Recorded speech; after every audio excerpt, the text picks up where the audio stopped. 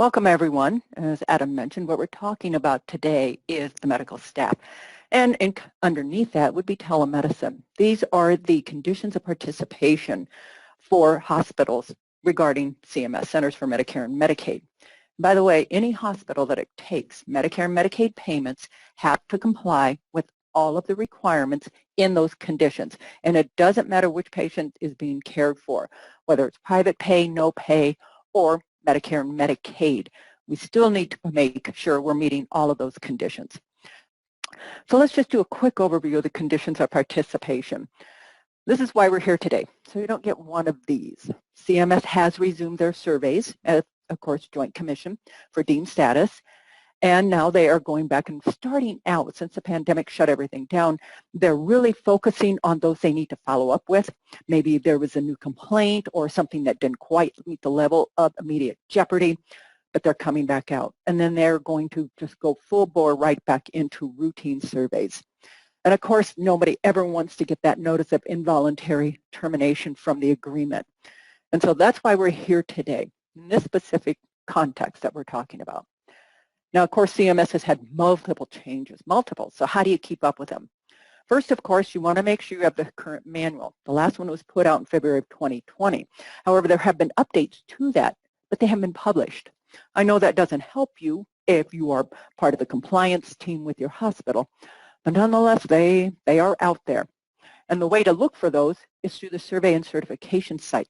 That's what CMS sends to their surveyors when they're heading on out. This is the information they need to know. Here's a new law, here's the new rules, and this is how we're going to apply it. Of course, if they do happen to issue a new manual, you would want to check for the transmittal page. That will show you the changes, what's old, what's been deleted, what's new, what's revised. And if your facility is large enough, you may just want to have one person who has that responsibility. If they don't go out every month, at least go out every other month. You also want to subscribe to the Federal Register because that's where the rules start. They all start in the register. Just insert your email in there, and then you will start getting pretty much daily emails from Health and Human Services. It could be from the CDC, whatever it is, whoever the Federal Register has oversight, and Medicare and those folks have oversight, you're going to get notice of what's up and coming. The conditions of participation themselves, the manual, what the CMS works off, their playbook. It started out in '86, and needless to say, there's been multiple updates. They're separated into sections called tag numbers. It starts, like I said, the rules start in the Federal Register. That's what you see here in this little slide. That section number is the rule. That's what you will find. If you go to the Federal Register, that's all you're going to see is what these rules are. Below that are what we call interpretive guidelines. That's what CMS inserts. And that's their interpretation of that rule, that regulation, and what they would expect hospitals to do in order to comply with that rule. Some have survey procedures. Not all of them do. Majority do. And that's essentially it. It's what the surveyor will do when they're on site. And so it's beneficial, again, check that website once a month to see if there's any changes. Now, you'll see on here, this is the appendix for the entire manual. And that's got each and every appendix to that. Hospitals, your Appendix A. Psychiatric hospitals used to be their own. They're now in Appendix AA. So they've been weaved into that. And then it continues on down to Appendix W, which happens to be critical access hospitals. One thing you'll probably hear about is immediate jeopardy, and that's Appendix Q. That's a very important manual for anyone who's in compliance to read, because that will give you an idea of what they're going to do, what they're going to look at. And this is the appendix for hospitals, Appendix A. That's where I said looking for the transmittals. It's right there on this slide, number 10. That blue, you'll click that link and it will take you to it once you're in the manual. And this covers all of those items, the tag numbers, and that's the one, of course, for critical access. Now, you'll see in there in the middle of that in red that it was updated in February of 2020. That was the last major update. I checked again this morning, and they haven't made any new manual. Nothing's been put out. As far as those memos that I talked about, the survey memos, there's a link for you to type in. I would type it in. I wouldn't copy paste. Sometimes some of the surfers get a little wiggy on it, so it's beneficial if you just type it in. And then triple click the posting date. That takes you to the most current one. And of course, what we've seen lately all surrounded COVID. And again, now lately, we've also seen where there's a memo in there on resumption of surveys, and also nursing home visitation and what they would expect to see.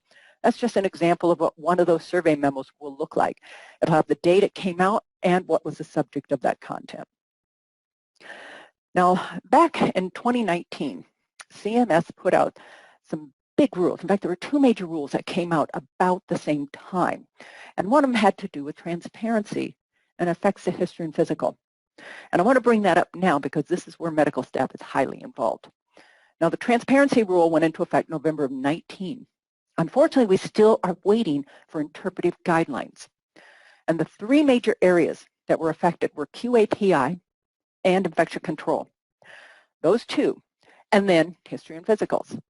As far as the QAPI and infection control could be system-wide for hospitals. They did not allow it for critical access hospitals. Now, why they did that, we don't know. We never did get a really clear answer. The best they could come up with is critical access hospitals, we want you to function independently because you have that special designation.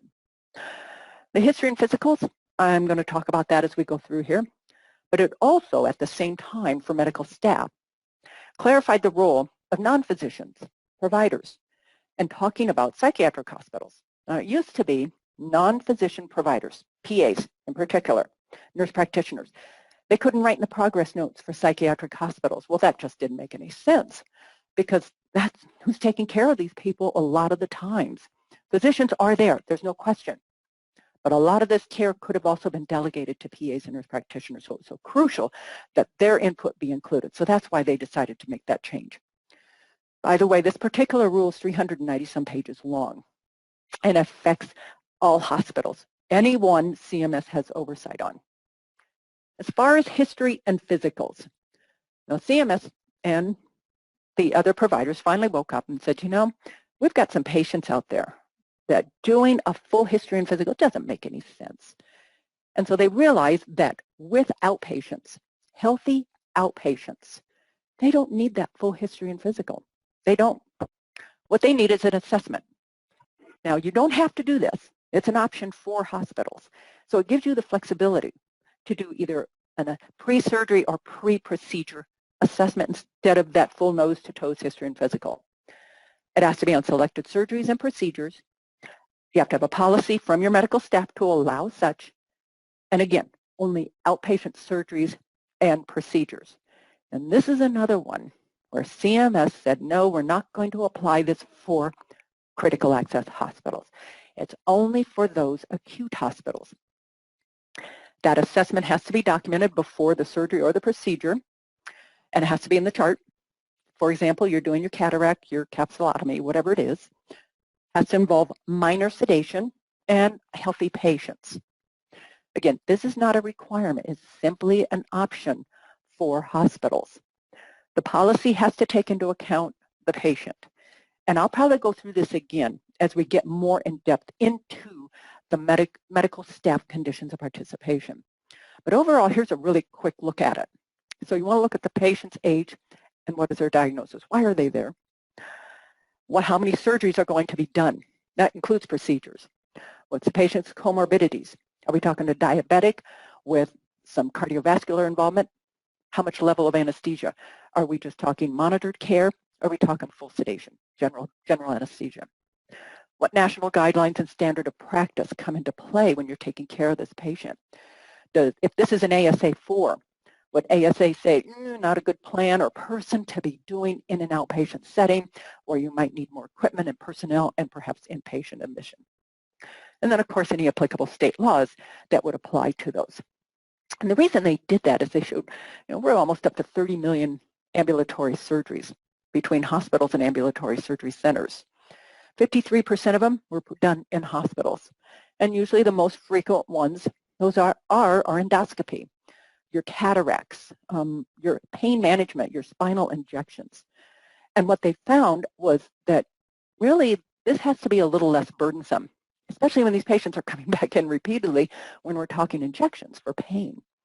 So CMS did decide, let's look at a less burdensome option and go with the assessment versus the history and physical.